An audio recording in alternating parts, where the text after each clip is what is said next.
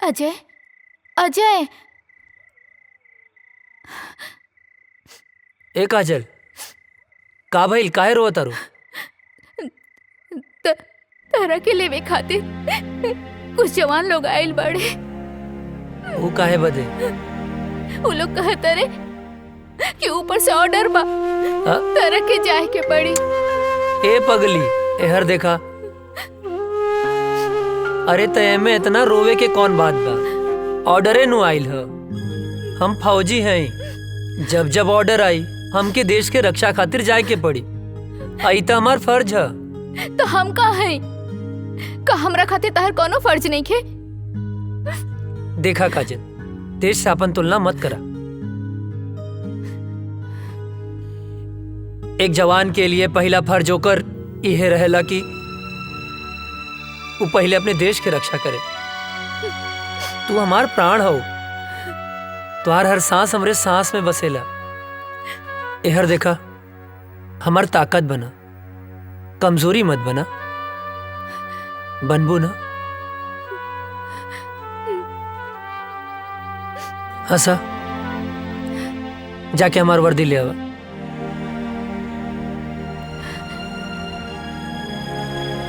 पगली कहीं के।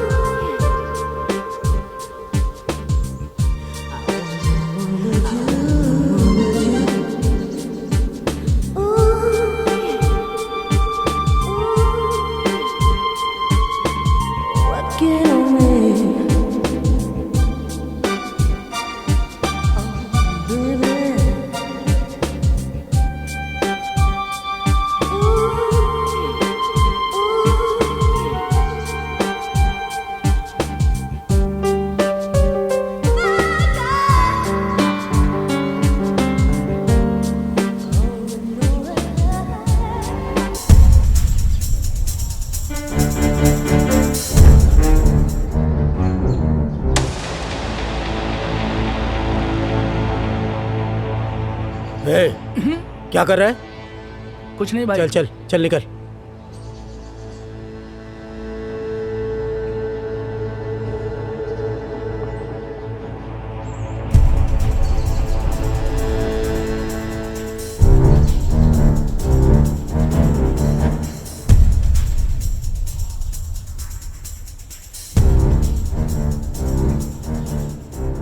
क्या हुआ भाईजान?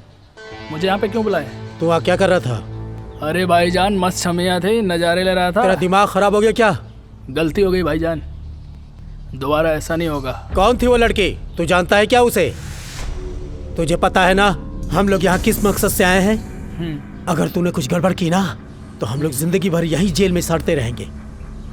समझ गया ना? क्या तुझे पता है? क्या पता वो लड़की जासूस हो सकता है वो लड़की हमारे बारे में जानने के लिए तुमको पटा रही हो। आइंदा ऐसी चीजों से दूर रहो। मैं बार बार नहीं टोकने वाला, समझे? जी भाईजान। आइंदा ध्यान देना। सिर्फ वो लड़की नहीं, और भी लोग हो सकते हैं जिनकी नजर हमारे ऊपर ही हो। हमें यहाँ बच बचा के रहना है और अपने काम को अंजाम देना है। किसी को भी भनक भी नहीं लगनी चाहिए कि हम कौन हैं और यहाँ पर क्या कर रहे हैं। जी भाईजान, जी भाईजान। समझे क्या? जी भाईजान। जाओ तुरंत होटल के कमरे में, तुम बाहर मत निकलना।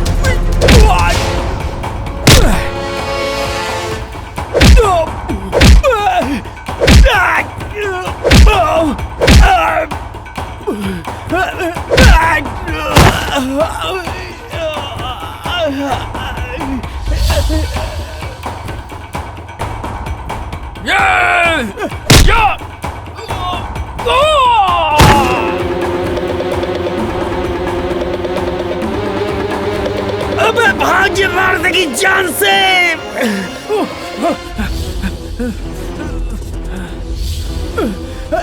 जल्दी भाग।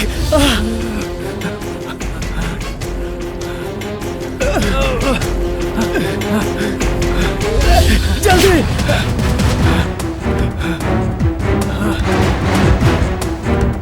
भाग, जल्दी भाग।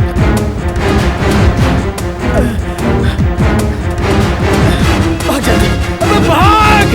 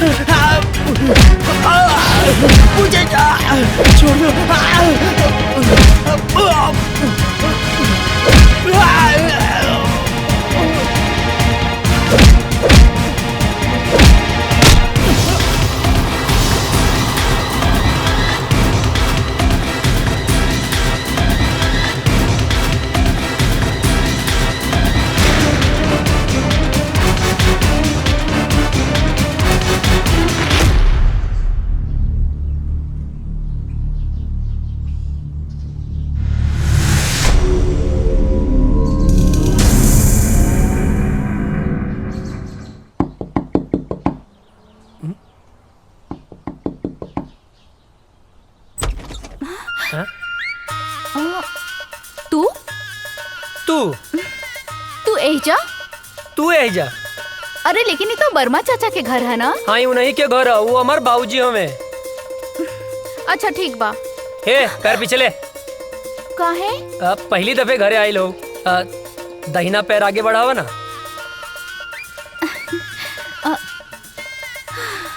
लेकिन अभी तक तो मिसेज अजय नहीं बनल। तब बन जाना, मना के कैले सा। हम तक कब से तैयार हैं। हमरा के इतना सस्ता में पटावल आसान नहीं खे। तो दहेज दे के ले आए, बाकी लाएम जरूर। यही घर में गांठ बांध ला। अरे अजय बेटा के बाबूजी ये आपसे ना मिले आयल बाड़ी।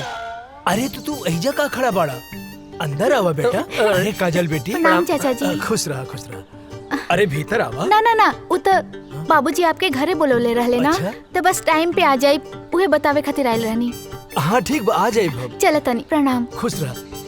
अरे रुका बेटी। हाँ अरे बुड़बक्के बाड़े का। हाँ बाबूजी। का कहले? अरे ना बाबूजी।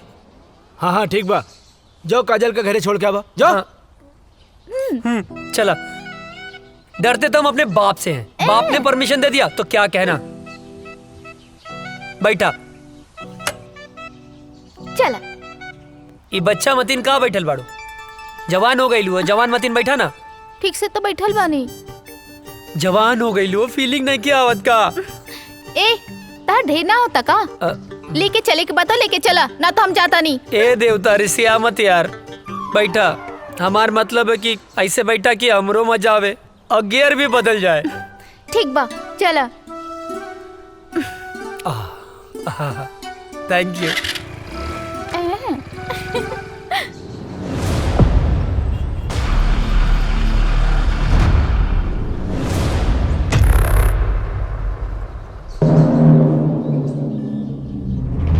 अस्सलाम वालेकुम।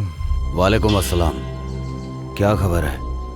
सारी तैयारियां हो चुकी हैं जनाब। इस बार हम लोग चूकेंगे नहीं, बस आपके हुक्म की देरी है। हमारे सारे जवान तैयार हैं हिंदुस्तान के सैनिकों का सर धड़ से अलग करने के लिए।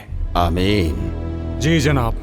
कोई गलती नहीं होनी चाहिए। जैसा आपका हुक्म, बस आपके हुक्म का इंतजार है हमें। ध्यान देना, इस बार मिशन में कोई खलल नहीं होनी चाहिए। जी जनाब। ऐसा कहर मचाओ कि हिंदुस्तानियों का रोम रोम कांप उठे। जी जनाब। धमाका ऐसा हो कि हिंदुस्तानियों की आने वाली 7 पीढ़ियां थर्रा उठें। उनकी हदें उनको याद दिलाओ। जी जनाब। और जाओ मुनव्वर खान को भी ये इत्तला कर दो ताकि वो सारी तैयारियां शुरू कर सके। जाओ। जनाब, आपका हुक्म सर आंखों में।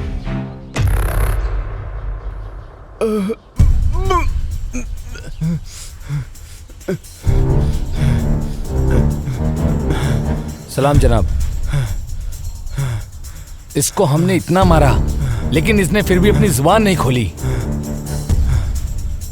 जनाब, हम तब से इसे बहुत बेरहमी से मार रहे हैं लेकिन फिर भी ये कुछ बताने को तैयार नहीं है।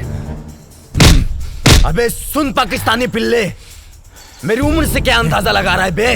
हमारे देश के नौजवानों में इतनी गर्मी है कि तेरे जैसे पाकिस्तानी झेल नहीं पाएंगे। अब तो तेरी गर्मी निकालनी ही पड़ेगी मुझे।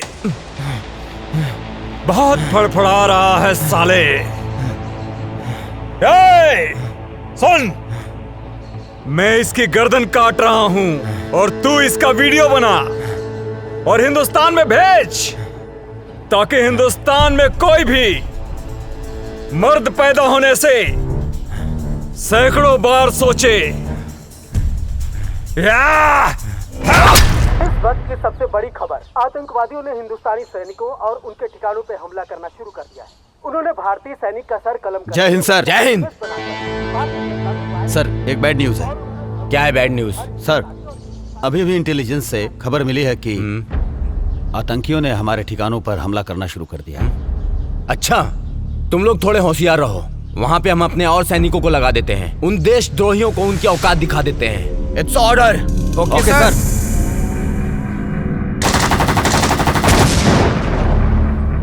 इस वक्त का सबसे ताजा खबर, आतंकवादियों ने हिंदुस्तानी सैनिकों और उनके ठिकानों पर हमला करना शुरू कर दिया है। उन्होंने एक भारतीय सैनिक का सर कलम करके उसका एमएमएस बनाकर भारतीय जनता में वायरल कर दिया है और उन्होंने धमकी दी है कि हर हिंदुस्तानी और हिंदुस्तानी सैनिक का यही हाल करेंगे जब तक उन्हें उनका पूरा हक नहीं मिल जाता। सेना प्रमुख ने आर्मी को पूरी तरह अलर्ट रहने का आदेश दिया है। इस हमले का जिम्मेदार आतंकी संगठन प्रमुख अजहर पठान माना जाता है।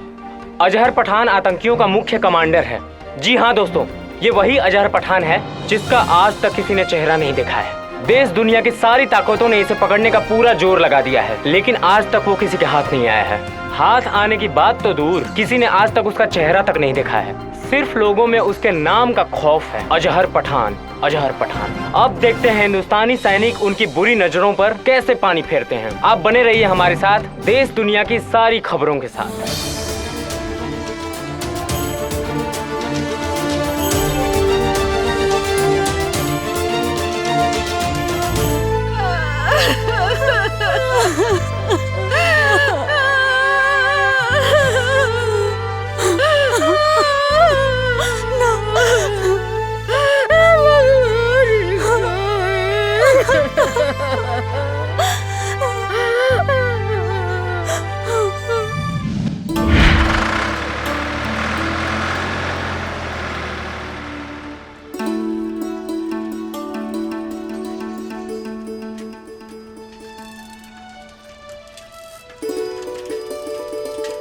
गुड मॉर्निंग भैया।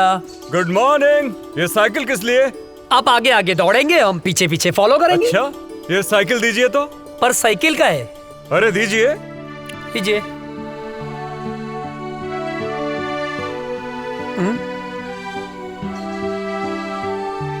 चश्मा दीजिए जरा। चश्मा पर काहे? अरे दीजिए। बुढ़ौती में जवानी सूझेला। कैसे लग रहे हैं हम? एक नंबर भैया। अरे अरे बैठना नहीं है, फॉलो मी। ये भैया का ऑर्डर नहीं है, फौज का ऑर्डर है। भैया का ऑर्डर नहीं है, फौज का ऑर्डर है, बैठना नहीं है। अरे फौजी आप हैं, दौड़े हम का है। फॉलो मी, जल्दी करो वरना सजा डबल हो जाएगी। भैया गलत बात हो।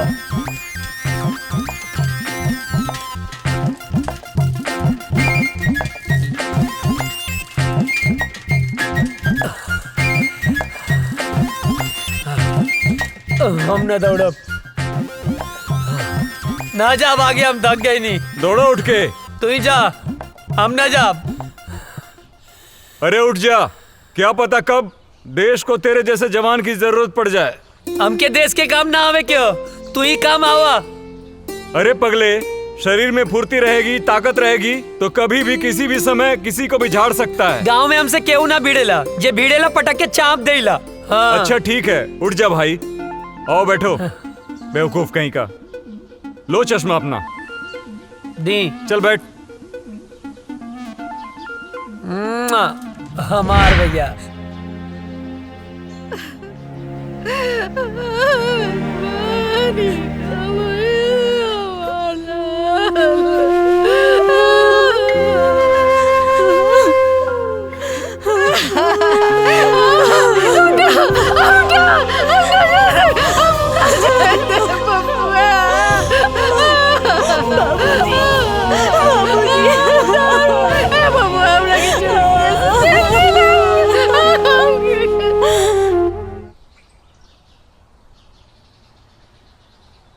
चाचा जी, ओ चाचा, का भेल चाचा, काहे रोवत बड़ा?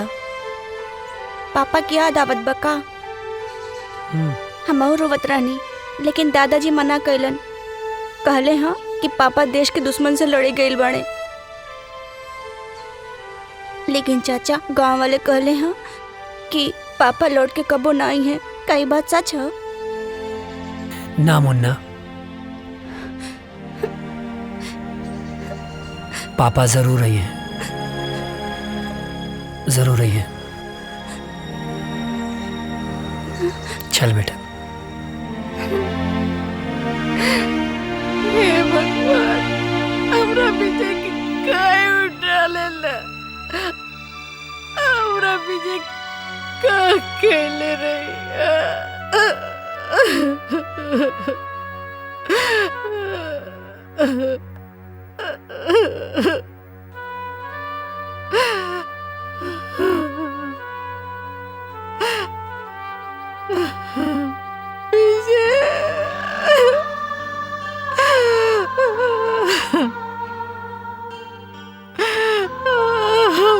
राम लखन की जड़ी टूट गई।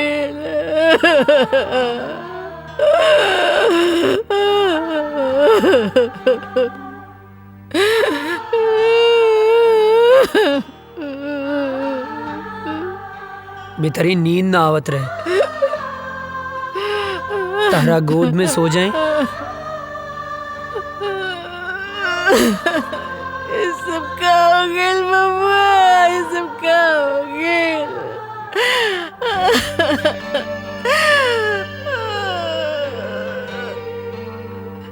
काहे ऐसन होला?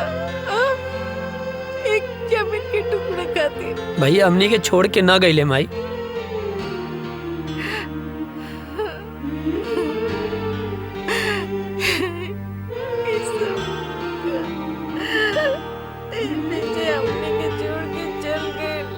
ना, ना माई, भैया हमनी के छोड़ के ना गईले, वो तो हमनी के दिल में बाड़े।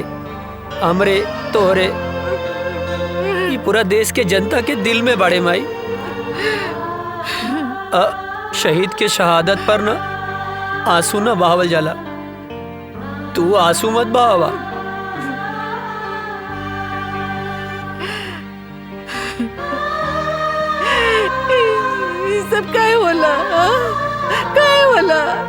के चंद टुकड़ों खाती एक दूसरे को जान ले लस।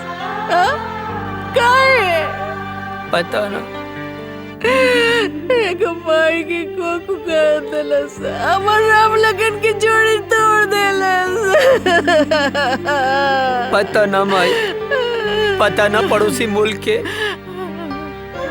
हमनी के देश से कौन नाराजगी बा, पता ना। बबुआ तू हमरा के छोड़ के कहीं मत जाइए, हमरा के छोड़ के नहीं तो हम मर जाएंगे बबुआ। ना जाए माई, हमरा के छोड़ के ना जाए, मत जाइए। कभी ना जाए, कभी ना जाए माई, कभी ना जाए।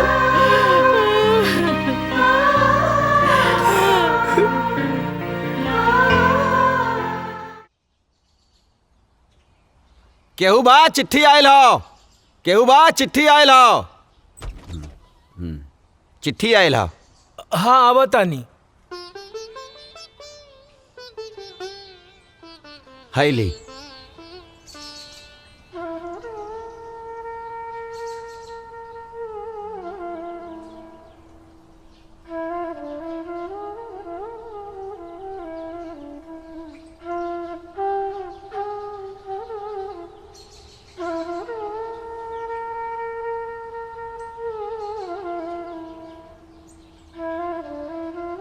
ना ना चूल्हा भाड़ में गई सरकारी नौकरी।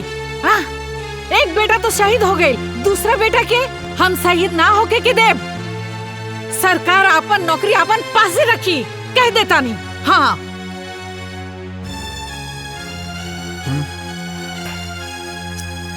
देखा बेटा, बात ऐसन बा कि विजय के शहीद होके के बाद भारत सरकार ओकरा जगह पे तोहके नौकरी देले बा। मगर हम नहीं के चाहत। हाँ विजय शहीद हो गई, ओकर नौकरी अजय के मिलल। अगर अजय शहीद हो जाए तो हम का करब? बोली।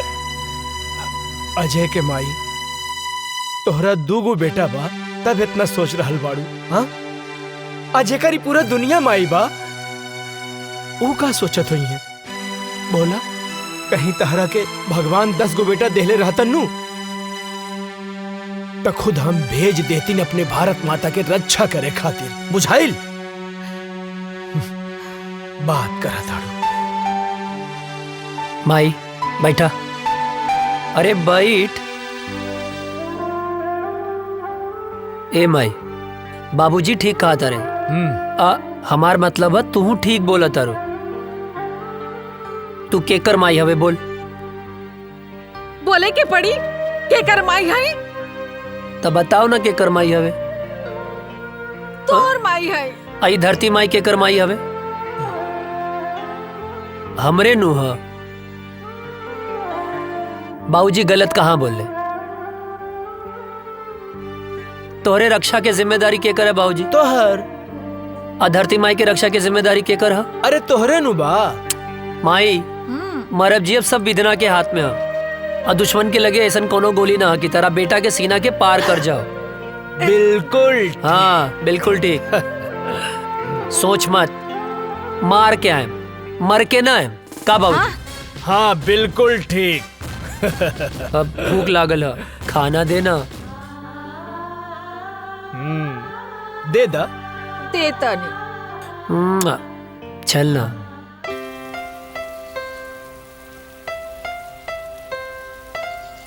अजय, तोहार रेलवे में सिलेक्शन हो गई।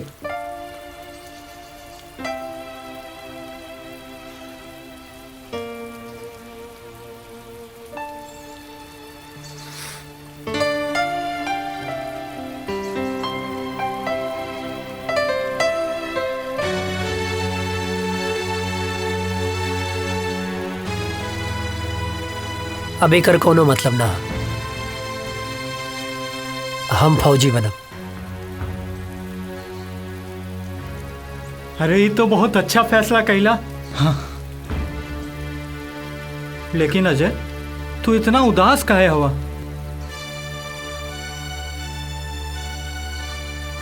तोरा के विजय भैया के याद आवता ना? हाँ यार,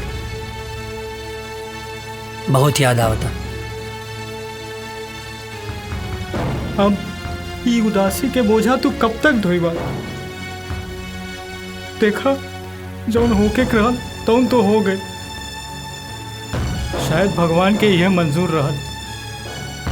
चाचा चाची, भौजी, भतीजा के समझावा, उनकर हिम्मत बना। अगर तू टूट जाइबा तो उन्हन के का होई? ठीक कहत वे यार। और वो काजल दिन रात तोरे याद में तड़पत बिया। तू तो फोन उठावे लेना। तू हमके अश्याम के फोन करेली बेर बेर।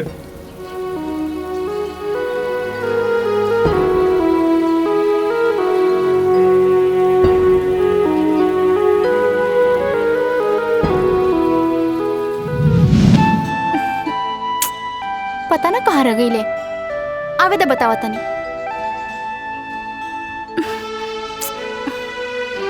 काजल आ गई नहीं? आहा, बहुत बड़ एहसान कर दिया ला आके। मतलब ई कि हम पूरा 2 घंटा 20 मिनट से तार इंतजार कर रहल बानी। बात तो सही कहा तारू। का बात तो सही कहा तारू? हाँ, लेफ्ट राइट करके तो हमार प्यार दुखे लागल। पिराए लागल होई ना? हाँ, बहुत ज्यादा पिराता। और पता ना कहाँ कहाँ पिराता। कहाँ पिराता? यहाँ यहाँ और यहाँ। अरे यहाँ पिराता। एजा का देखा तेरा? यहाँ देखा। अब का बताएं? देख रहे हैं, बड़ी फुर्सत से खुदा ने तुम्हें बनाया है। हाय, इतना हसीन मिट्टी कहाँ से लाया है?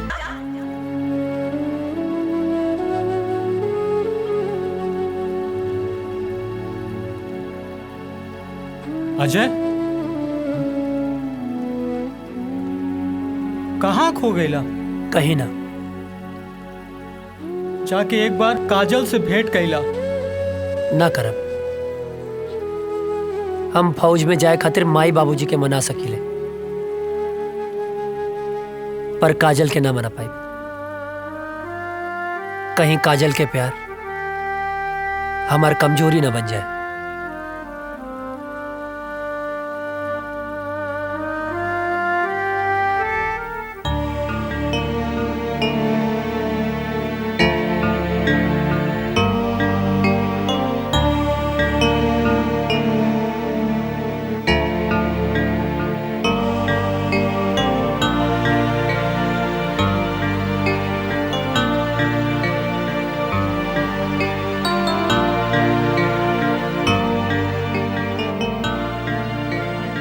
बबुआ, एक बार विचार कर ला। हम माई है ना? हाँ, हम अपन मन के ना समझा पाता नहीं। विजय के सदमा तो हम बर्दाश्त कर लेनी, लेकिन तो के कुछ हो जाए तो हम ना बर्दाश्त कर सकब। तो के तो खुश होके के चाहिए माई। हमके देश के सेवा करे के मौका मिलेल बा। अब ऐसे ताक के ना हमके ब्लैकमेल मत करा। खुशी खुशी भेज ना यार।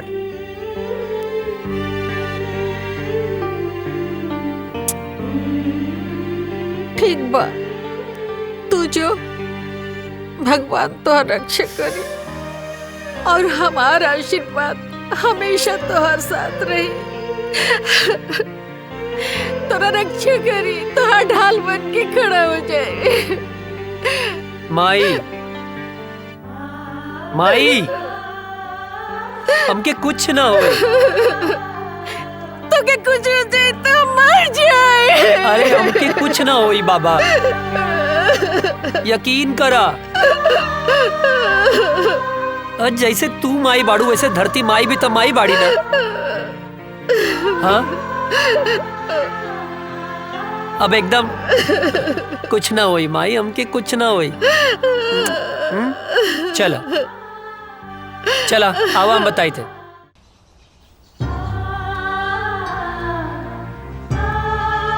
चला खुश रहें बाबू।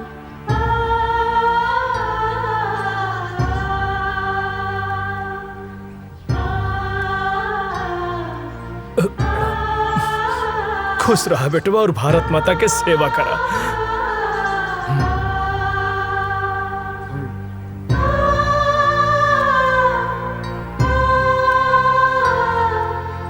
माई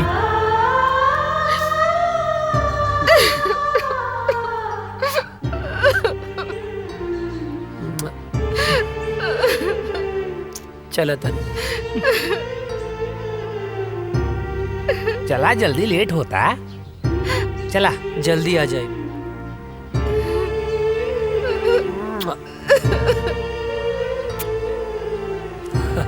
चला श्याम चला। चाचू जय हिंद। जय हिंद।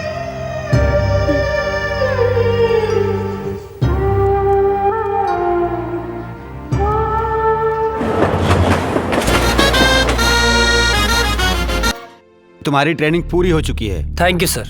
और तुम्हारी पोस्टिंग भी वहीं की जा रही है जहां तुम्हारे भाई शहीद विजय वर्मा पोस्ट थे और आखिरी बार आतंकियों से लोहा लेते हुए शहीद हुए। अब तुम्हें देश की रक्षा के साथ साथ अपने भाई का भी बदला लेना है। Thank you sir, it's my pleasure सर।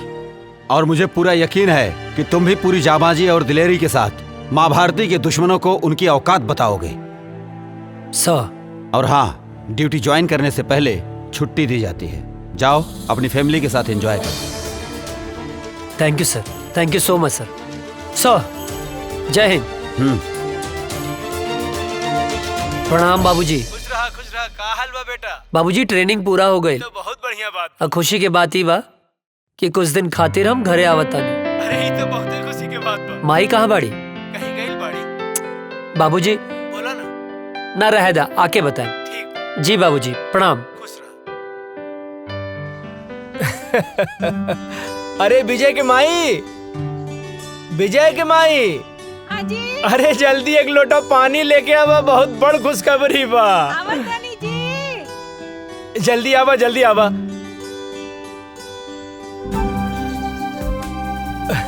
अरे लावा लावा। का खुशखबरी बाजी? अरे रुका भाई,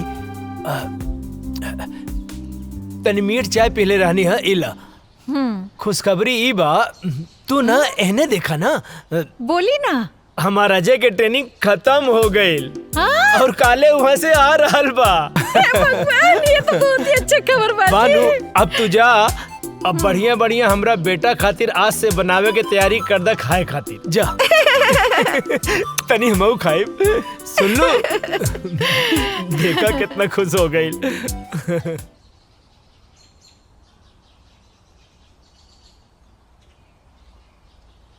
माई माई। अरे हे भगवान।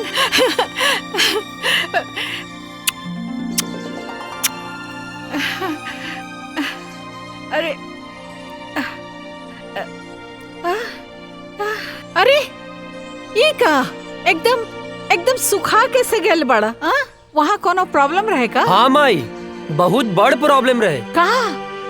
जॉन पराठवा तू हमरा खातिर भेजत रहलू ना, वो हमार दुष्ट सूबेदार रस्तवे में खा लेत रहे। हट बदमाश। अरे हमार शेर बेटा आ गई। वाह। अरे अजय के माई, खुश रहा खुश रहा। हाँ बेटा, हमार शेर आ गई। अजय के माई। हाँ जी। चीता के जाने लू? वो का होला? वो होला सबसे दूबर। हाँ? बाकी एक बात सुन ला, सबसे आगे उहे रहेला, जैसे कि हमार बेटा। चाचा हमारा खातिर का ले लह। तोहरे लिए।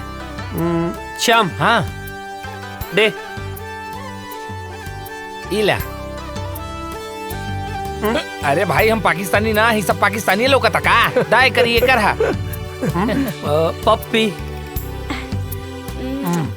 अभी ना इधर। यार भी। हाय शाबाश। इले। इतना सा तहु तो इतना सा बाड़े, जब बड़ हो जाइबे ऐसन वर्दी पा जाइबे। ता तोहरों के बड़गन मिल जाई का बाबूजी? एकदम बिल्कुल ठीक। जा जा खेला। खेल। जब बना गाँव के शेर तू।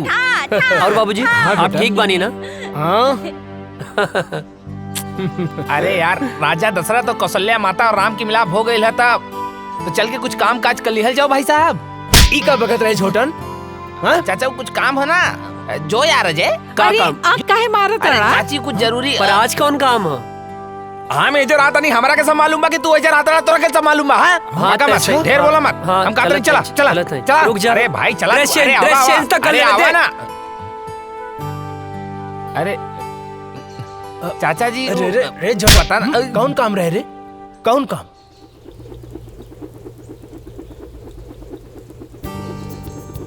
अरे ई ससुरवा सुतल बा, काम बन जाई। यस।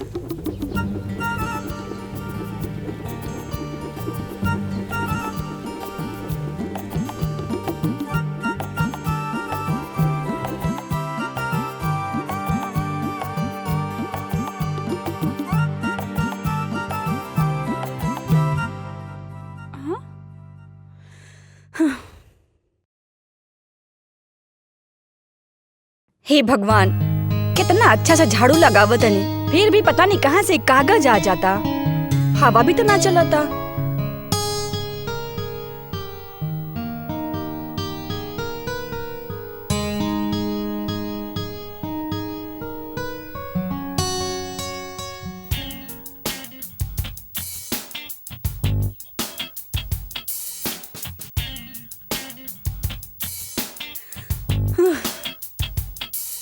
ई कहाँ से आ जाता?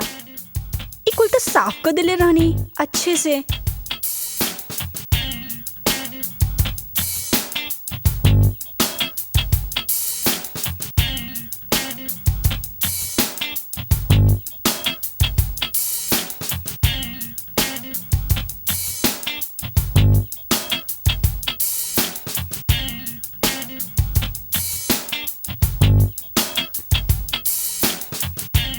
अरे रे रे रे रे रे, हम बानी हम।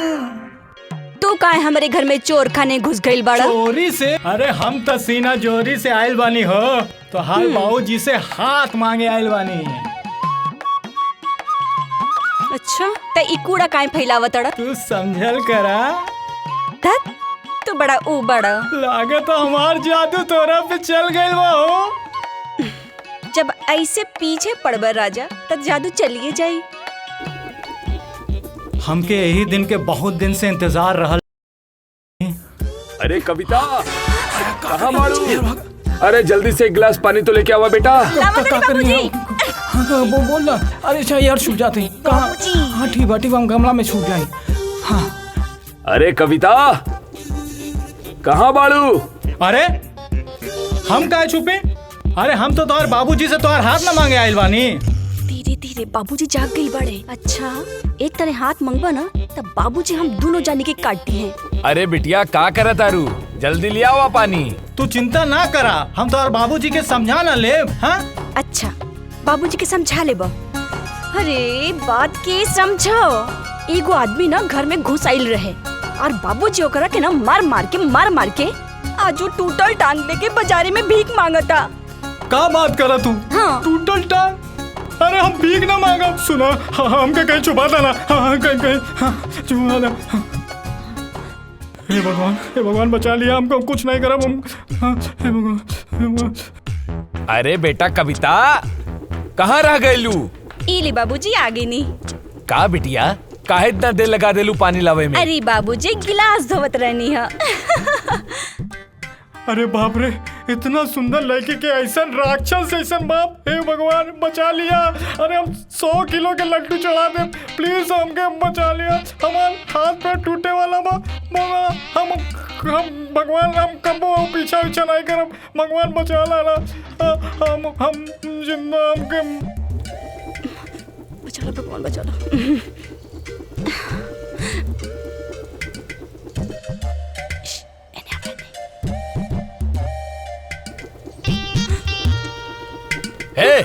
क्या हरे रुक। अरे कहाँ तानी रुक जो। अरे कहाँ भागा था रुक। अरे कहाँ तानी रुक जो। अरे के बड़ा। अरे कहाँ जाबे भाग के रुक जो। बाप रे पकड़ ले रुक जो। कहाँ भाग अरे तोर इतना हिम्मत हाँ? नहीं, हमारा घर में सुनो, घुस गई ले गलती तोर हो गई। इतना हिम्मत हमके माफ कर दे। चल तोहरा क्या भैया हम तो से का कहत रही ना हमके दांते कटलस। हे भगवान, कल्याण के रक्षा करी हो, आपका करी। रुका, कहाँ भाग के जाइबा तू? रुक जो, हम तोहरा के छोड़म ना। कहाँ भाग के जाइबे? रुक, अब बताओ तानी।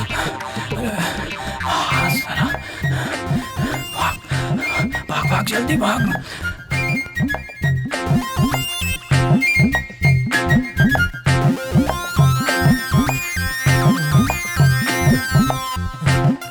लगता भाग गए।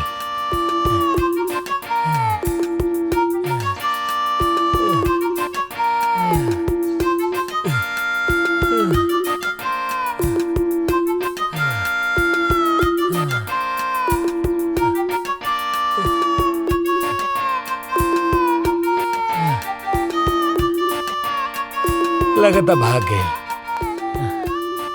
खैर वो हमके चाहे जब मिली हम ओकरा के छोड़म ना, चाहे जब मिली हम ओकरा के छोड़म ना।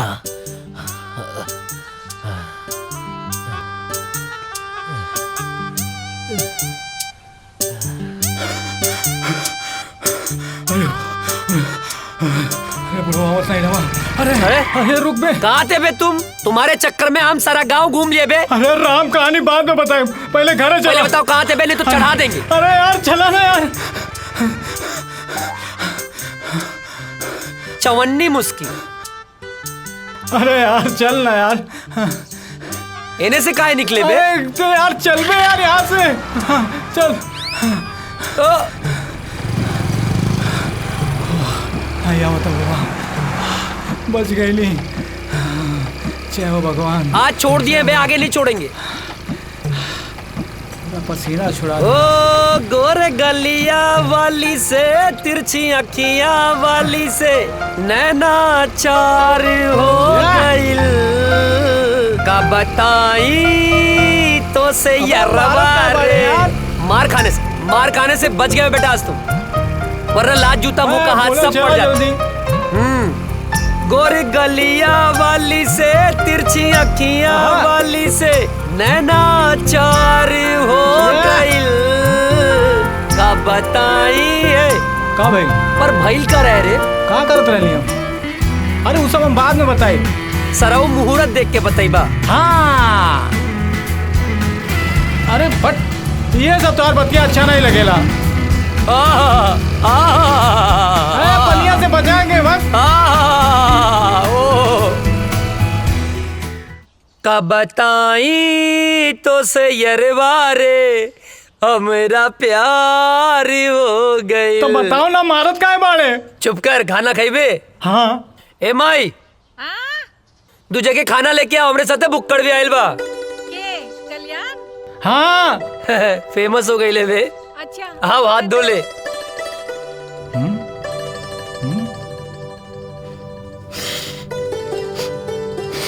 ए हाँ, जाके हाथ धो। अरे हमार हाथ तो साफ बा। साफ बा? सलून के पानी कितना दिन में बदले ले? जबले कीड़ा ना पड़ेला। अबे गंदा हो रहा। जाके हाथ धो। जाता ही। एक बार कुकुर के पूंछ सीधा हो सकेले, बाकी तू ना। इला चाची गोल लगातानी। चेत रहा, बैठा। खा।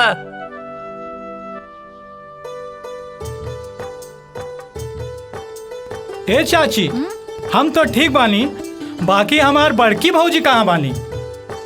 माई के गैलवाड़ी। हाँ, यही से तो खाना हमके पकावे के पड़ता। तनी अजय के समझावा, हाँ जल्दी से ब्याह कर ले। हमरो के हाथ पटावे वाली चाहिए ना। वो नैहर गईली, छुटकी बहू आ जाई ता हमार साथे हाथ पटाई ना। हाँ, और नहीं तो का। और वैसे भी बुढ़ापा में काम कहाँ पावेला। ढेर ना होता। नहीं बहाव के रोक। गति के धीमा कर। हाँ हाँ हाँ। ओकरा के काहे धमकावा ताड़े? हाँ, हम सब बुझिले। अरे हमार माई यार ड्यूटी और ब्यूटी, नौकरी मिलते ही ब्याह कर ले। नौकरी मिलते ब्याह कर ले। हर चीज के एगो टाइम होला। अरे तो हम कवन बुढ़ाता नहीं। हाँ, कहाँ बुढ़ा था मैं? आई, चुप कर। माँ, आज ये तोर बाबूजी से हम बात करत नहीं, तोर ब्याह खत्म। माई, चुप। खाना खो, हम पानी लेके आवता नहीं।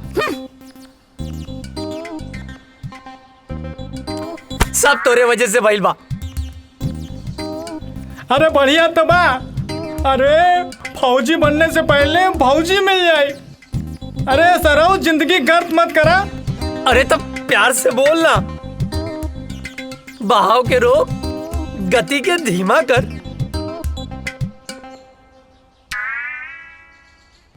अरे यार तुहार तो ब्याह हो जाए, हम तो साला छलवे बजाते रह जाए।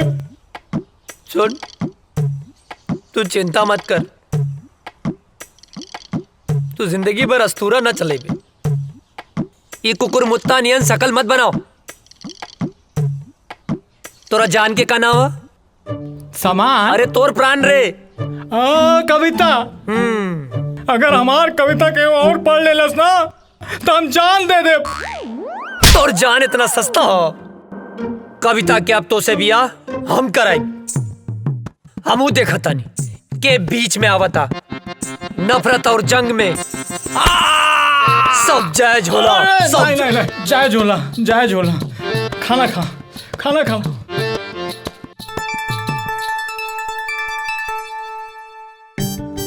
तू चिंता मत करिए। हाँ नहीं करम, हम एकदम चिंता नहीं करम। माई, अरे पानी देना यार। सुना बिटिया, हाँ बाबूजी। हम जाता नहीं कुछ काम से। हाँ। हाँ, थोड़ा ध्यान रखिए। हाँ ठीक बा बाबूजी।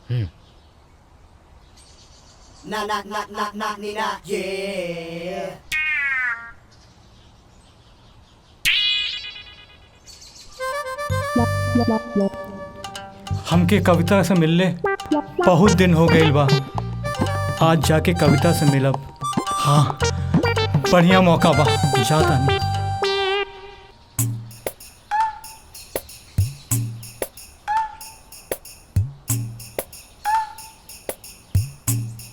तू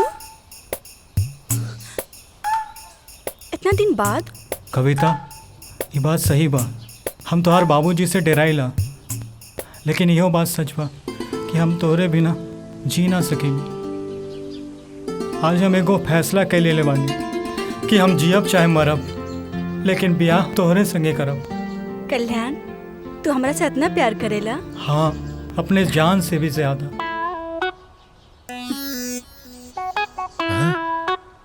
तोहरा के जान ही देवे के पड़ी।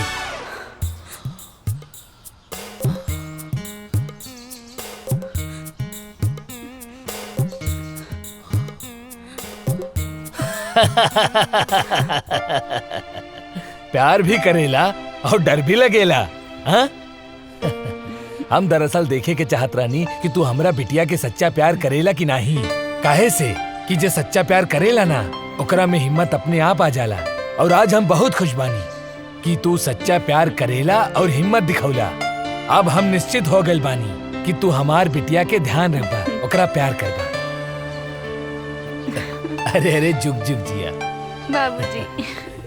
तेरी अखा का यो काजल कर देता है मैनू घायल।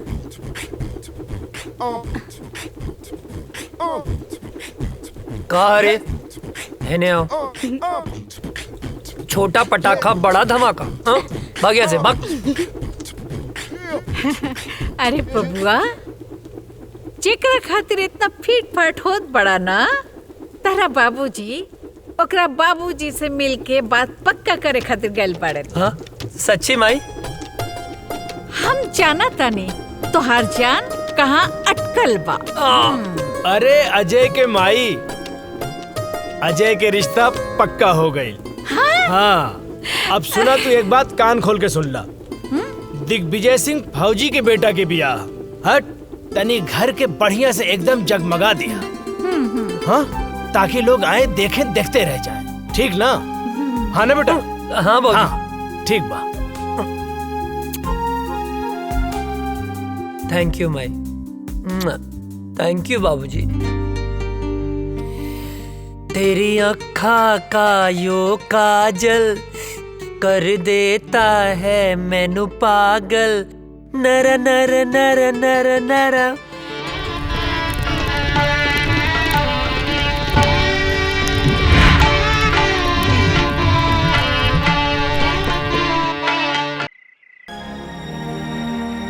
हाँ मिश्रा। सॉरी अजय, हेडक्वार्टर से इमरजेंसी मैसेज आई बा, आज ही निकले के बा। ठीक है। का ठीक बा?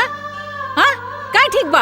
आज ही तोर ब्याह भइल और आज ही ले जाए खातिर आ गेले, हम ना जाए देब। माई बात के समझल कर, इमरजेंसी मैसेज है। ना ना हम ऐसा ना होके देब। अरे हमरा कटला से भी ना कटी। बाबूजी समझावा माई के, आज हिंदुस्तान के तरह बेटा के जरूरत बा। समझाई ना बाबूजी। का समझाई? अजय के माई जेकर बेटा फौज में होला ओकर माई बाप के करेजा पे पत्थर रखे के पड़ेला। हंस के विदा करा बेटा के, हंस के घर वापस आई। समझल कर माई, हम फौजी हैं, हर बात पे रोल धोल ठीक ना होला। चला विशाल। अजय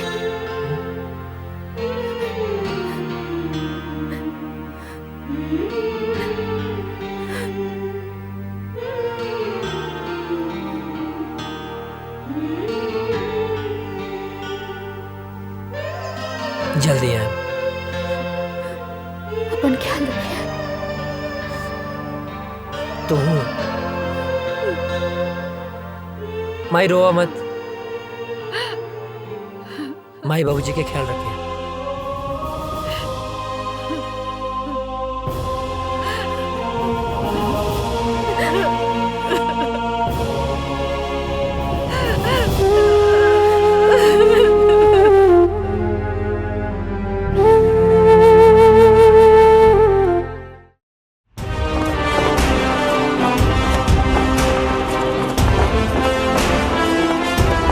गांव का सफर कैसा रहा अजय? बहुत अच्छा सर। माँ और बाबूजी सब ठीक हैं? एकदम बढ़िया सर। चलो ठीक है, साइन करो और आज से ड्यूटी ज्वाइन सर।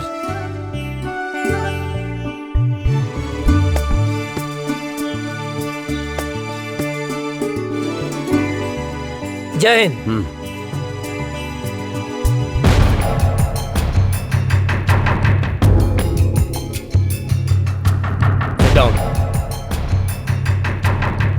सर अचानक इमरजेंसी मीटिंग बुलाने का मकसद? अभी अभी गुप्त सूत्रों से पता चला है कि ये पाकिस्तानी आतंकवादी हमारे देश के खिलाफ साजिश कर रहे हैं। सर वो घुस चुके हैं तो पकड़े भी जाएंगे सर। और वो एक बड़े प्लान के साथ गुजरात, राजस्थान और कश्मीर के भीड़ भाड़ वाले इलाके में बमबारी करने वाले हैं। बहुत जल्द वो लोग उस प्लान को अंजाम देने वाले हैं। वो किसी भी हद तक जा सकते हैं। जी और आश्चर्य की बात यह है कि हमारे देश के ही कुछ लोग उनकी हेल्प कर रहे हैं। हमें चौकन्ना रहना होगा। वो हमारे देश के किसी भी कोने में हमला कर सकते हैं, तो हमें उन्हें किसी भी प्रकार से रोकना होगा। अजय सर, तुम पूरी तरह से अभी अलर्ट हो जाओ। सर। राम सिंह, तुम ऐसा करो, सीमा से सटे जंगल के इलाके में बटालियन के लिए सारी व्यवस्था उपलब्ध कराओ। जय हिंद सर।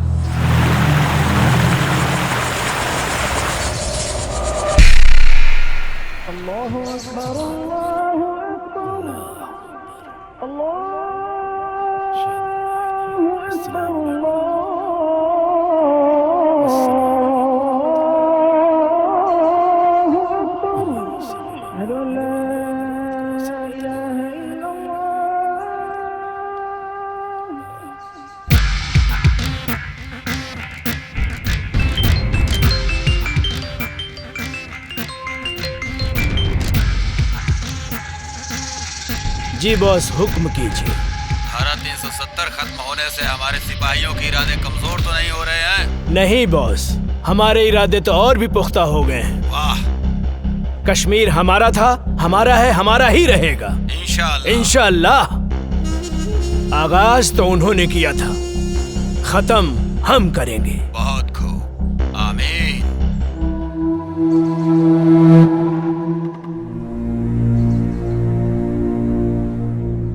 अस्सलाम वालेकुम वालेकुम भाईजान। अस्सलाम। हैदर कहाँ है? आ रहा है। सलाम वालेकुम भाईजान। वालेकुम अस्सलाम। हैदर, हाँ भाईजान। क्या हाल समाचार है? आर्मी में एक नया नौजवान ऑफिसर आया है, अजय वर्मा। ये वही विजय वर्मा का छोटा भाई है। विजय वर्मा भी आया था हमारे मंसूबे पर पानी फेरने के लिए। उसको तो हमने जहन्नुम में पहुंचा दिया। लग रहा है इसको भी इसके भाई के पास पहुंचाना पड़ेगा। अरे हम लोगों का तो बस एक ही मिशन है, कश्मीर की आजादी और पूरे हिंदुस्तान की बर्बादी। और इन हिंदुस्तानियों को हमारी ताकत का एहसास होना चाहिए। कश्मीर पाकिस्तान का पाक हिस्सा था जो हमसे धोखे से छीन लिया। हमारे शरीर में खून नहीं, बारूद है, बारूद। जो हमसे टकराएगा उसके चीथड़े चीथड़े उड़ जाएंगे। हमारे जीने का मकसद है कश्मीर की आजादी। नारे तकबीर, अल्लाहू अकबर। नारे तकबीर, अल्लाहू अकबर। नारे तकबीर, अल्लाहू अकबर।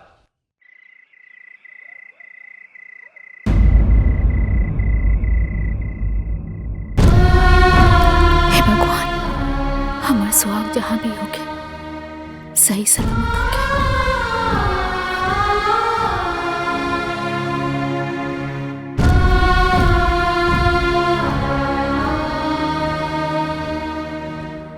हे देवी मैया, हमारे बेटा की हिम्मत और हौसला दी।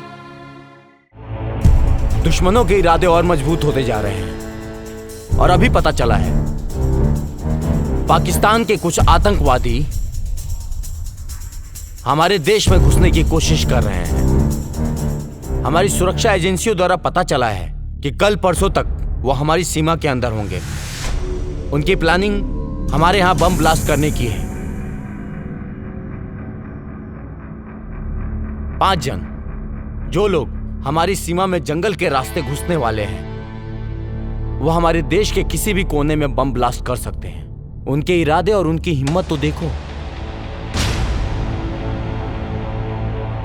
अभी भी इतना कुछ होने के बावजूद पाकिस्तानी आतंकवादी यहाँ आके हमारे देश में आतंक मचाना चाहते हैं, और वो भी एक बड़े प्लान के साथ। हमें इनके सहारे उस इंसान तक पहुंचना है जो इस खेल का मास्टरमाइंड है। उसे जिंदा पकड़ना होगा ताकि वो किसके कहने पे, किसके इशारे पे ये सब कर रहे हैं। इसलिए इस मौके को हमें हाथ से नहीं निकलने देना है। अगर हम लोग इस बार कामयाब हो गए तो जीत हमारी पक्की है। सर, आर यू रेडी? सर। गाइस, मिली जानकारी के अनुसार दुश्मन अपना मूड बना चुका है, कभी भी हमला कर सकता है। वो अलर्ट रहना जरूरी है। दीपक? यस सर, हम लोग भी पूरे तैयार हैं सर। सारी तैयारी हो चुकी है। दुश्मन बाल भी बाका नहीं कर सकता सर। गुड। गांव की मिट्टी के खुशबू के छोड़ के अलबनी, यहाँ दुश्मन के धूल चटावे।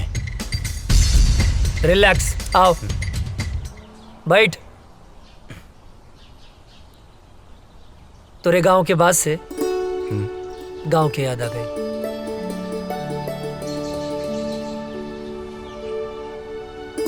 भाभी के फोटो है का?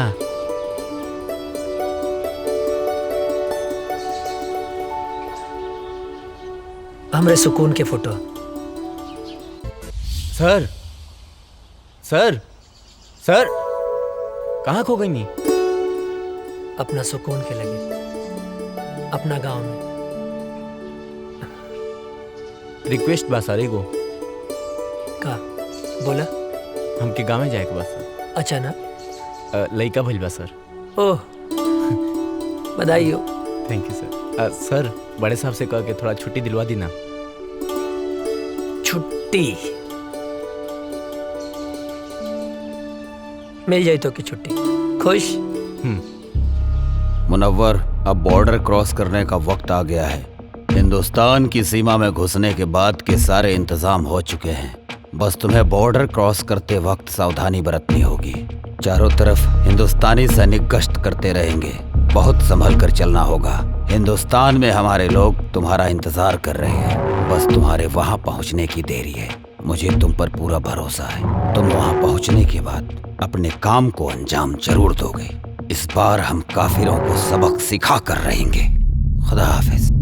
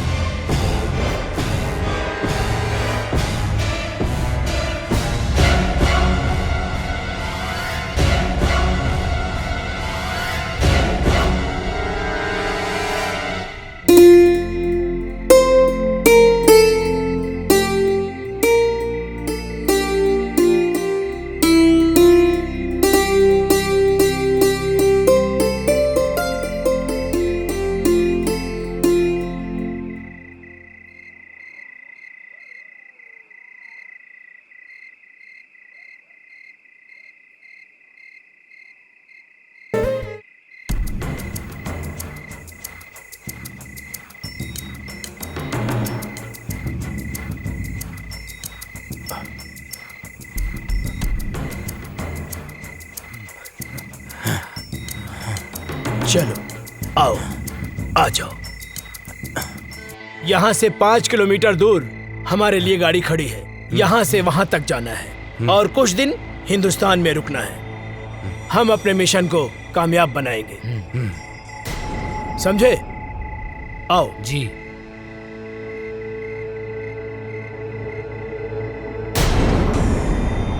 इस तरफ से आ जाओ।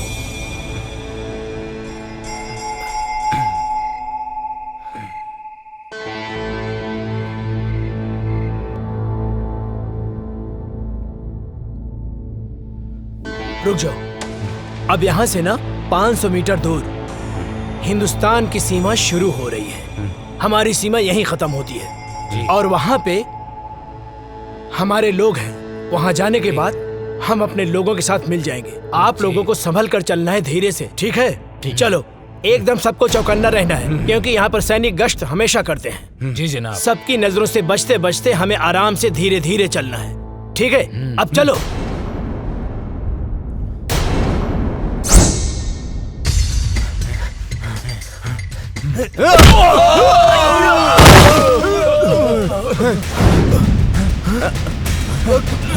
कहाँ गया? किधर गया? किधर गया? कौन है? कहाँ गया? किधर गया? चलो। जी जनाब।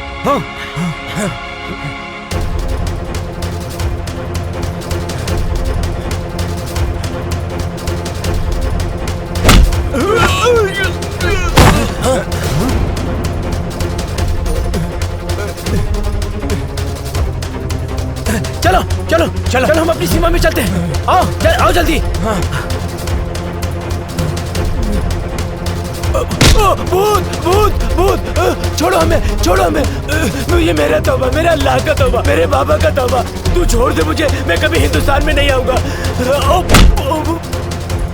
अरे फौजी,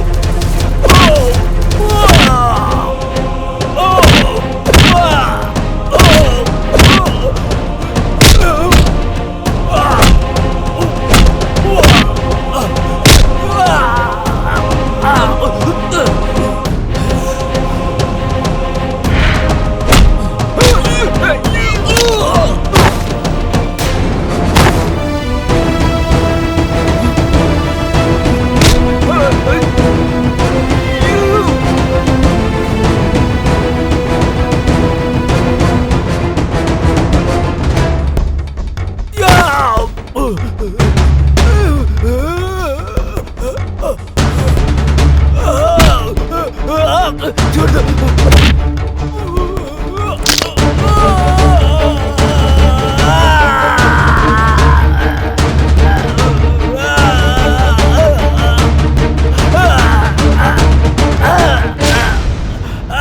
हिंदुस्तान जिंदाबाद बोल।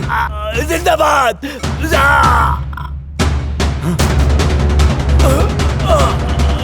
ना तुम लोगों का ईमान है ना तुम लोगों का धर्म।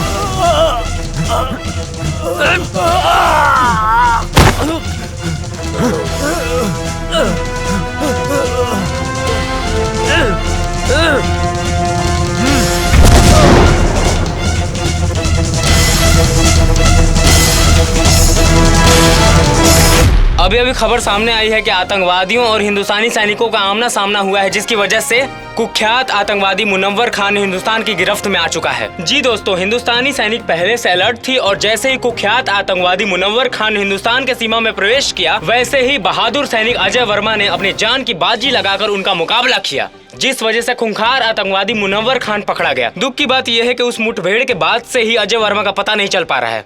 खूंखार आतंकवादी मुनव्वर खान से पूछताछ जारी है और अभी भी लापता अजय वर्मा को ढूंढने का प्रयास किया जा रहा है।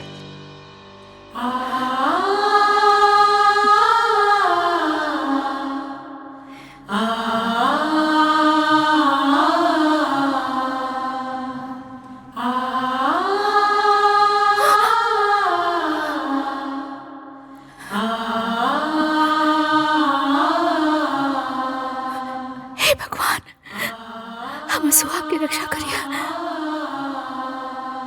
एक दिल दहला देने वाली खबर सामने आई है, अजय वर्मा शहीद हो चुके हैं। जी हाँ, सेना प्रमुख के द्वारा बयान जारी किया गया है कि मुनव्वर खान के साथ मुठभेड़ में ब्लास्ट हुआ था, जिसके बाद से ही अजय वर्मा का कोई पता नहीं चल पा रहा है। ब्लास्ट की जगह से कुछ सामान बरामद हुए हैं, जो सामान अजय वर्मा का बताया जा रहा है। इसी से अनुमान लगाया जा रहा है कि अजय वर्मा शहीद हो चुके हैं। इससे पहले आतंकवादियों के द्वारा मुठभेड़ में अजय वर्मा के बड़े भाई भी शहीद हो चुके थे। अजय वर्मा को ढूंढने की बहुत कोशिश की गई, लेकिन कुछ पता नहीं चल पा रहा है। ब्लास्ट वाली जगह से अजय वर्मा के कुछ सामान मिले हैं, जिससे ये अनुमान लगाया जा रहा है कि अजय वर्मा शहीद हो चुके हैं।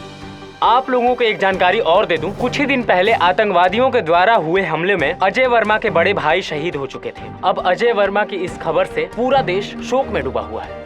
सोचिए, अजय वर्मा के माँ बाप के दिल पे क्या बीत रहा होगा, जिनके दोनों जवान बेटे देश की रक्षा करते करते शहीद हो चुके हैं। अभी कुछ ही दिन पहले अजय वर्मा की शादी हुई थी।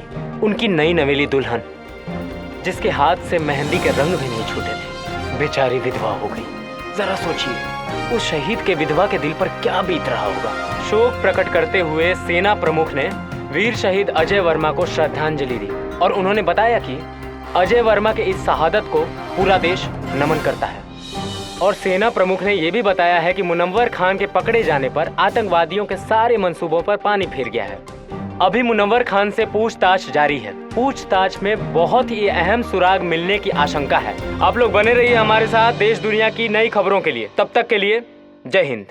आतंकवादियों ने भारत पर फिर हमला किया, जो काफी तादाद में थे। आतंकवादियों ने फिर से हमला किया, कई जवान शहीद हो गए, लेकिन आर्मियों ने आतंकी सरदार मनोहर खान को अपने गिरफ्त में ले लिया है। लेकिन दुख की खबर ये है कि अभी तक अजय वर्मा की कोई खबर नहीं मिली। बम के धमाके को देखते हुए ये अंदाजा लगाया जा रहा है कि देश के लिए लड़ते लड़ते वो शहीद हो गए। दिग्विजय भैया के बड़ लड़का पहले ही शहीद हो गए रहल। अजय ही रहल परिवार के आधार, वो शहीद हो गई। अब उनके परिवार पे का बीती। दिग्विजय भैया के दिल पे पहाड़ टूट गई। मिल गई शांति, मिल गई शांति ना। हम पहले मना करत रहनी कि हमरा बेटवा के ना भेजी, मगर हमार केहू बात मानी तब ना।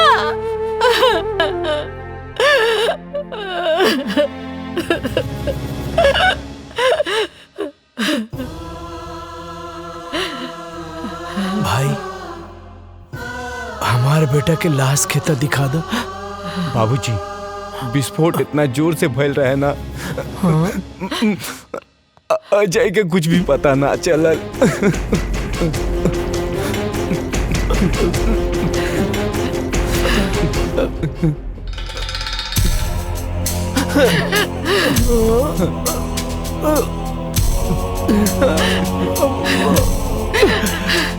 मिल गई शांति, मिल गई ना। हमार बंस के आखिरी दिया बुझ गई। माई का भइल? इतना काहे रोता रू? हाँ? और ये फोटो पर माला? हाँ? बहू, हमार बेटा अजय देश के खातिर शहीद हो गए। ना बाबूजी ना, ये का कहा तनी आप? हाँ? ऐसा नहीं क्यों हो सकत? हाँ? माई देखा, तू रोआ मत। हाँ, अजय जिंदा हवन, तू काहे रोत बाड़ू? हाँ? अरे तोहर माता फिर गइल बा का? हाँ? अपन जिंदा बेटा के शोक मनावा तारू? हाँ? कहा तानी कि जिंदा बाड़े? हाँ? देखा, हमारा अजय के धड़कन सिर्फ हम महसूस कर सकता नहीं। हाँ? हमरा के इनका धड़कन महसूस हो रहा बा। नहीं मान सकत, अजय जिंदा हुवन। बहुत हिम्मत बता हरामी, लेकिन अब हमार दोस्त अजय जिंदा नहीं खन, शहीद हो गए बाड़े। शर्म नहीं आवत? हाँ? एगो फौजी होके एगो जिंदा फौजी के शहीद बोला तारा? शहीद हो गई ले? हाँ? ना, वो शहीद नहीं खन हो सकत। कोनो दुश्मन के बम या गोली में इतना ताकत नहीं खे कि हमार सुहाग के हमरा से छीन ले। हाँ? माई देखा, तू रोआ मत। हाँ? देखा, तू शांत हो जा। हाँ? अजय है, जिंदा हुए अजय, वो जिंदा हुए, जिंदा बड़े। हाँ?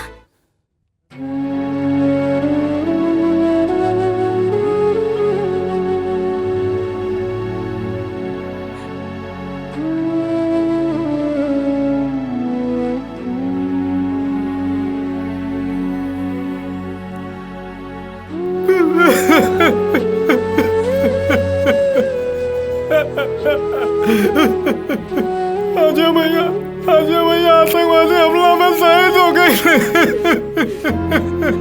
कल्याण मत रो, काहे कि ये भगवान की मंजूर रहे। भगवान इतना निर्दयी कैसे हो सकेले? चाची रो रो के पागल हो रहे मालिक। और काजल मौसी के तुम बताए नहीं भाई कि उनके सुहाग उजड़ गई। भगवान इतना निर्दयी कैसे हो सकेले? कैसे हो सकेले? अरे श्याम क्या करता ना? श्याम, अरे अंधेरा में कौन पढ़ाई करता ना बेटा? ए श्याम, अरे मचिसिया बना काले नहीं कहाँ धैले बा?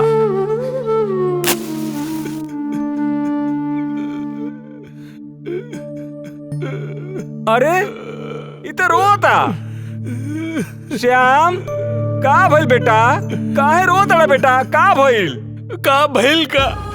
वो अजय बोलत रहे कि आतंकवादी हम तोहरा के ना छोड़ब, तो ओकरा के ना छोड़े के चाहत रहे ना, तो हमके काहे जोड़ के चल गइल? हम तो ओकर यार रहली ना, गद्दार थोड़ो है जो हमके छोड़ के चल गए। बेटा तू ठीक कह रहा बड़ा बेटा। बेटा मत रो बेटा, हम तुम्हारे साथ बानी बेटा, हम तुम्हारे साथ बानी बेटा, मत रो बेटा, चुप रह बेटा, शांत हो जा।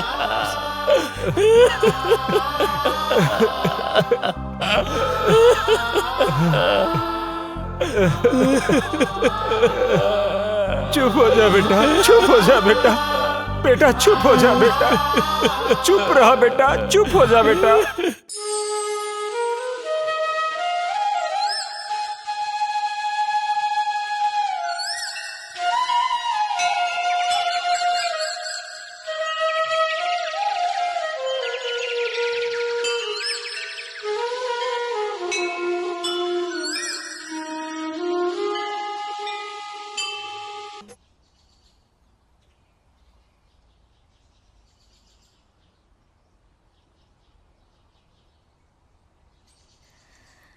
बहू, ई तू का कर रहल बाड़ू बहू? अरे अजय अभी दुनिया में नहीं खे, भगवान के उहे मर्जी रहे। अजय नैखन मरल बाबूजी, हमरा के पूरा विश्वास बा वो जहाँ भी हुई है हमारी मांग के सिंदूर उनका के खींच के ले आए। अजय के भाई तू ही समझावा बहू के। बेटी माजी, हमरा के विश्वास बा वो जिंदा हुए। हाँ बेटी, सब ठीक हो जाए, भगवान पे भरोसा रखा, सब ठीक हो जाए। रउआ बिल्कुल ठीक कहा तानी। देखी रउआ जैसन उचित समझी वैसन करी, हमरा कौनो एतराज नहीं के। चला काजल। कहाँ? बिटिया अभी तहार उम्र ही का बा, ये पहाड़ जैसी जिंदगी कैसे कटबू तू? यही से हम फैसला कैले बानी कि हम तोहार दूसर बियाह करब। सुना बहू, बाबूजी के कहल तू मान ला, अभी तो बहुत जिंदगी पड़ल बा। आखिर बहू अकेले तू कब तक रहबू, कब तक? का बाबूजी बोझ लगता नहीं का बात कर रहल बारू बेटी? अरे बेटी तू हमार बात समझे के कोशिश करा। एक तो धन भाग हमार की तू हमरे घर में बहू बन के आयलू। हम कोनो आँख के काजल ना है कि आंसू के साथ बह जाई। अजय के नाम में हम अपन रूह, धड़कन सब कुछ कर देले बानी। हम अपन अंतिम सांस ले उनका इंतजार करब। हमार बात समझे की कोशिश करा।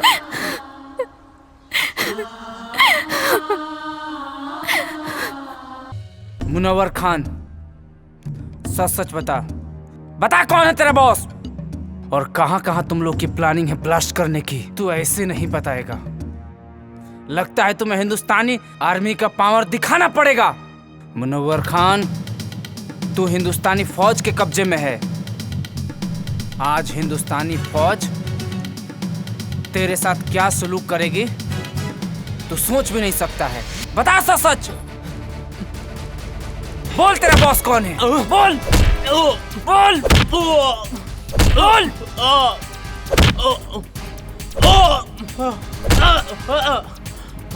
बोल कौन है बॉस तेरा? ए फौजी, तू ना चाहे मेरी जान ले लेगा ना, तो अभी नहीं बता सकता मैं, समझा? मैं कुछ नहीं बता सकता, मैं मर जाऊंगा लेकिन नहीं बता सकता, समझा? तू ऐसे नहीं मानेगा, तुझे 3rd डिग्री देना ही पड़ेगा। बोल कौन है बॉस तेरा और क्या मकसद है तुम लोगों का? नहीं बता सकता। चल जुबैर, फोन लाओ।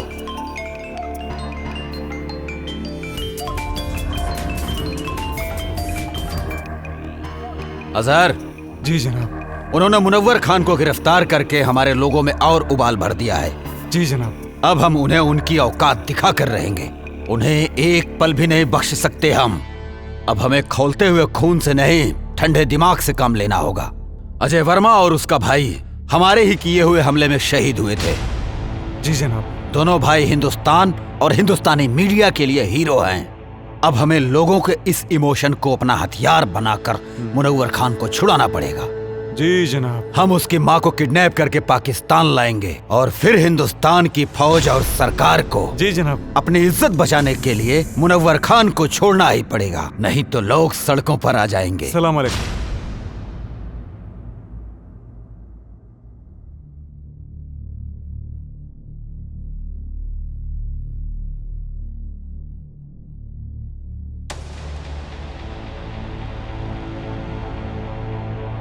हे देवी मैया, हमार कलेजा के टुकड़ा के काहे छीन ले लो, ओकरा बिना कैसे जिए, ओकरा बिना हम कैसे जिए तानी माई? हम मर जाए, अब हम मर जाए। हाँ, हमरा लाल के साथ का कहलू, ओकरा के कुछ कैसे हो गल मैया? तू तो पूरा संसार के माता बड़ो, तू तो जाने लू, ओकरा बिना काजल कैसे रही माई? हमरा परिवार के पुकार तू सुन सकेलू ना माई। हाँ तू तो जाने लो ओकरे बिना हम ना रह सकब। ओकरे के कुछ कैसे हो गए हम मर जाए हम ओकरे बिना ना रह सकब। हमार बच्चे के लौटा दी माए। तू तो माई बड़ू हमो माई है। हमार दिल के टुकड़े के लौटा दी।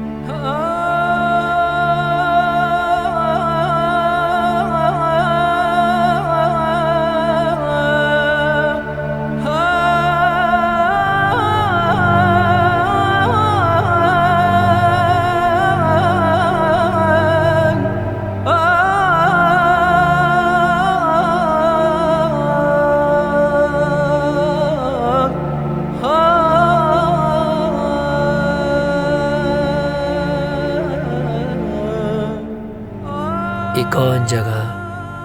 पाकिस्तान है।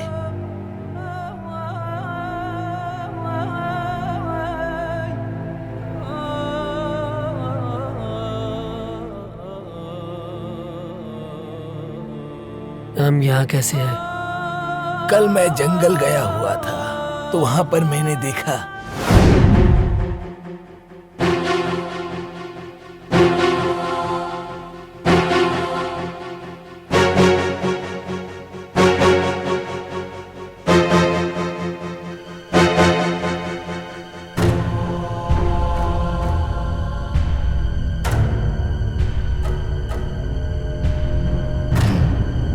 ये कौन है?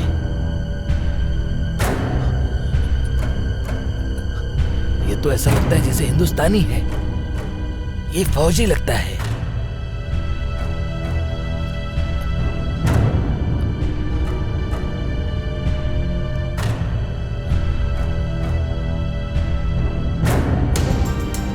इसे हमें बचाना होगा।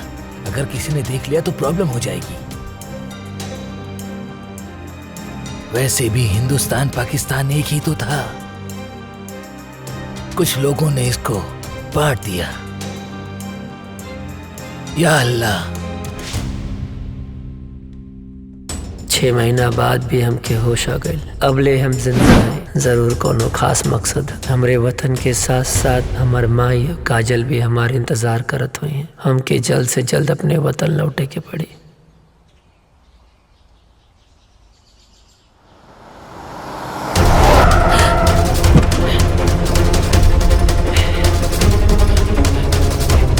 बुढ़िया चला। अरे हमरा के कहे चला था।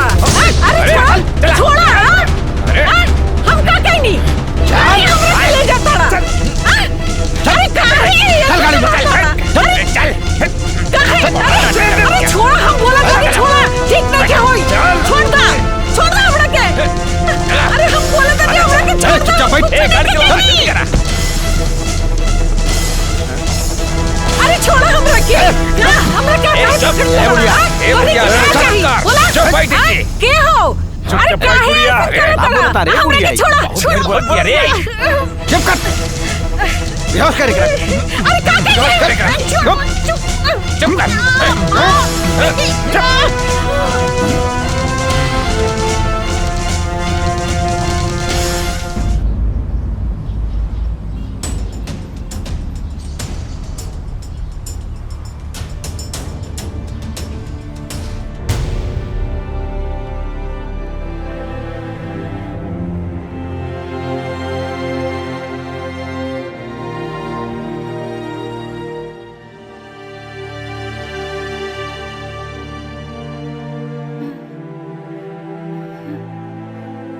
ये हम कहाँ बनी?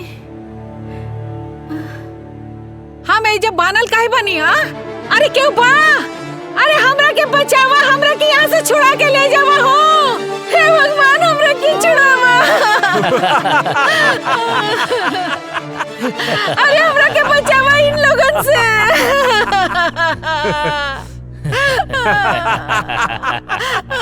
क्या रे, क्या बड़ा तू लोग? काहे के हमरा के यहाँ ले आल बड़ा? का कहने बनी तोरी के? चुप बुढ़िया। बताता हूँ कि तुझे क्यों लाया हूँ यहाँ। तुम्हारे दोनों बेटों को अपने आदमियों से मरवाया था मैंने।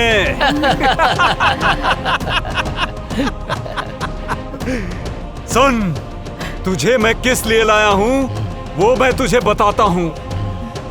तुम्हारे हिंदुस्तान के आर्मी ने हमारी टीम के कमांडर मुनव्वर खान को गिरफ्तार करके अपने हिंदुस्तान के जेल में बंद कर रखा है, जिसकी वजह से सारा प्लान हमारा फेल हो रखा है।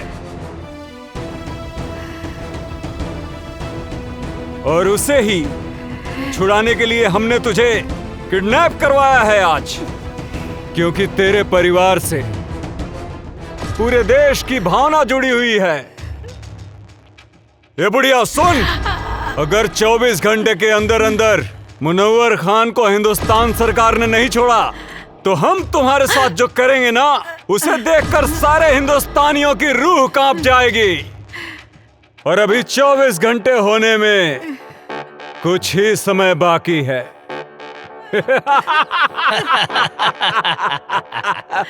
इधर वक्त खत्म हुआ और तुम्हारा वीडियो वायरल।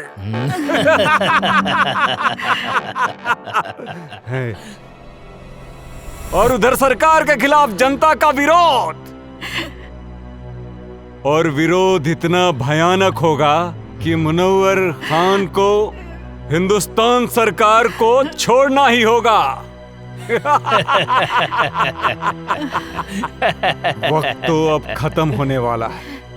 उससे पहले एक आखिरी बार हिंदुस्तान सरकार को वक्त देने दो। भगवान तू लोग के कभी ना माफ करिए। हाँ दरिंदो हमरा के छोड़ी, हम बेकसूर बानी, हमरा के काहे पकड़ के रख ले बड़ा।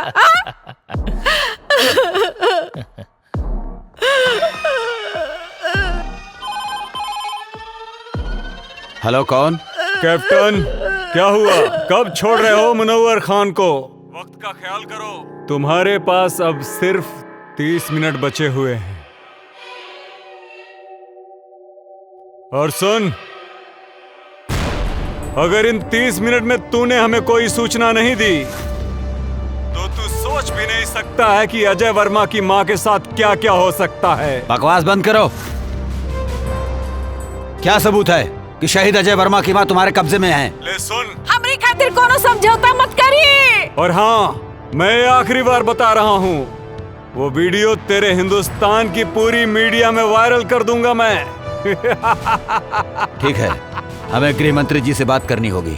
मत छोड़िए मुनव्वर खान के। चुप बुढ़िया, बहुत चपड़ चपड़ करती है।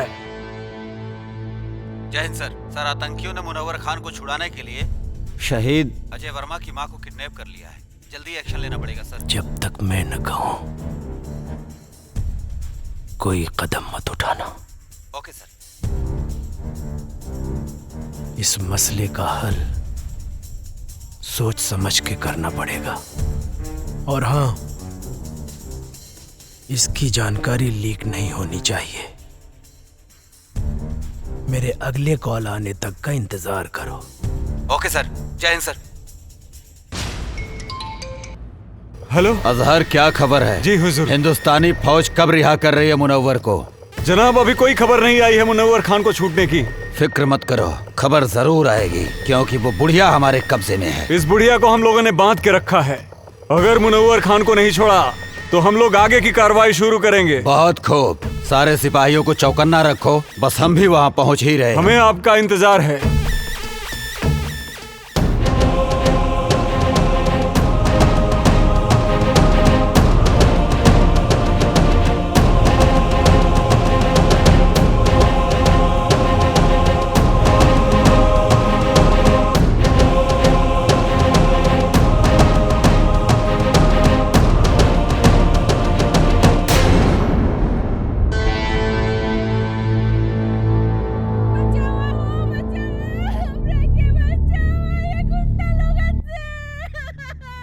इ तो कोनो लड़की की आवाज लागत बा।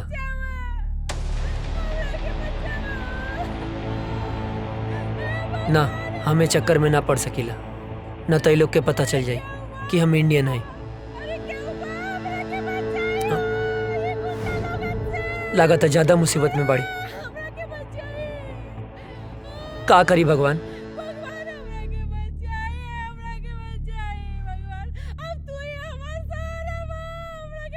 केहू के भी बहन बेटी हो सकेले, ओकर रक्षा करब हमार फर्ज है, हमार फर्ज है। हमरा मदद करी, हमरा के बचाए। इतना माई बाड़ी, हमरा के बांध के रखल बा, हमरा के बचाए।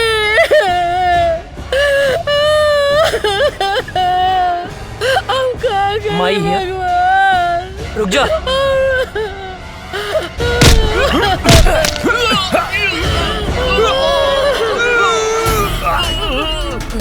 अजय! अजय! बाबा जिंदा बना!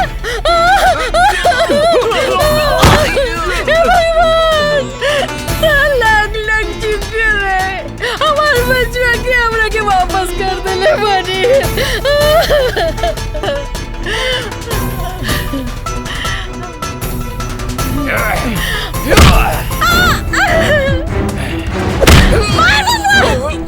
और मार!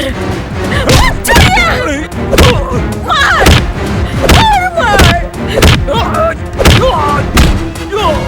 और मार!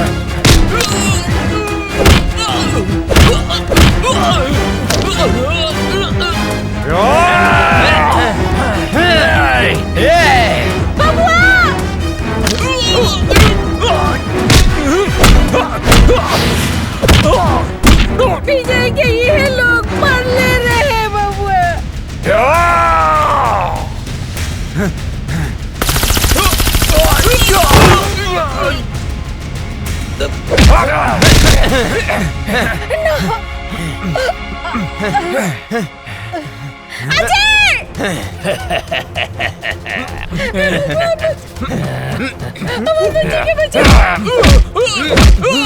मत छोड़िए, हम एक फौजी के माई हाई।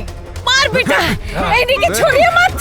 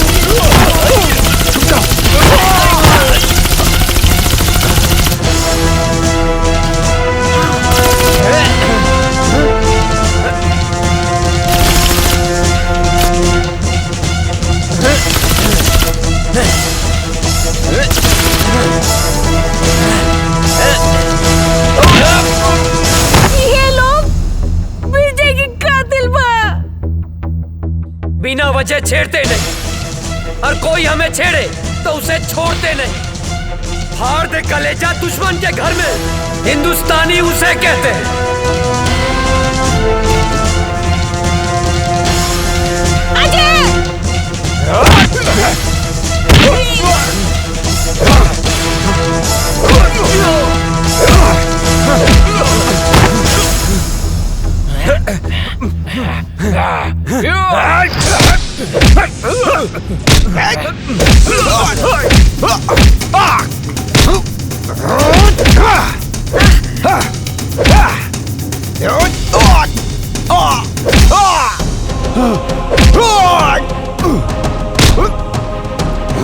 जब हम तुम्हें नहीं छेड़ते तो तुम क्यों छेड़ते हो? कश्मीर क्यों नहीं छोड़ते? कश्मीर हमारा है। तुम एक मुनव्वर मारोगे तो 100 मुनव्वर पैदा होंगे। तुम एक मुनव्वर मारोगे तो लाख पैदा होंगे। लाख!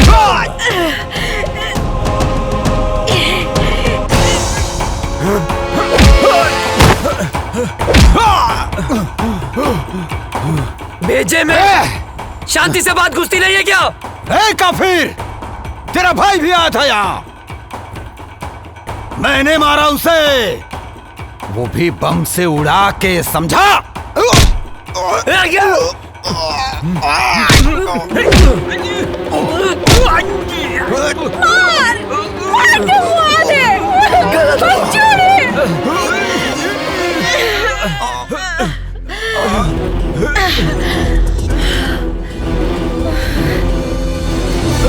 तुझे क्या लगा मेरे भाई को मार के सांस बंद कर दूंगा तेरी?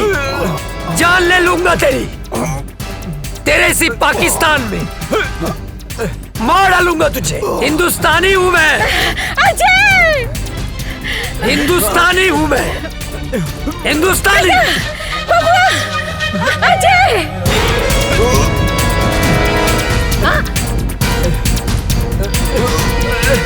बेटा!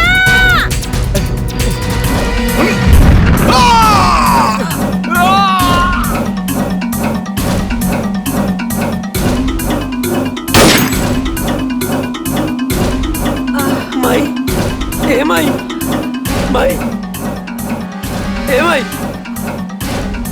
ए माई उठना, देखना तोर बेटा आ गया माई। ए माई उठना माई, आँख खोलना। हाँ माई, अजय तोर बेटा। अजय बेटा, हम काले रानी ना के हम आ जाए, देख आ गए नीना। कहाँ रहला माई के छोड़ के इतना दिन? गलती हो गई माई, गलती हो गई। जाना तेरा तोहर बाबूजी, काजल बिटिया, तोहर भाभी, तोहर भतीजिया चिंटू, यहाँ तक कि पूरा गांव हमार बबुआ के हमार अजय के इंतजार करत रही। बेटा तू हमने के छोड़ के कहाँ गई? कहीं न जाए मैं।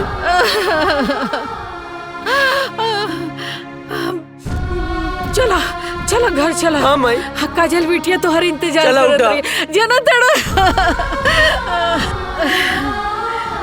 मेरा भारत महान। जय हिंद, जय भारत।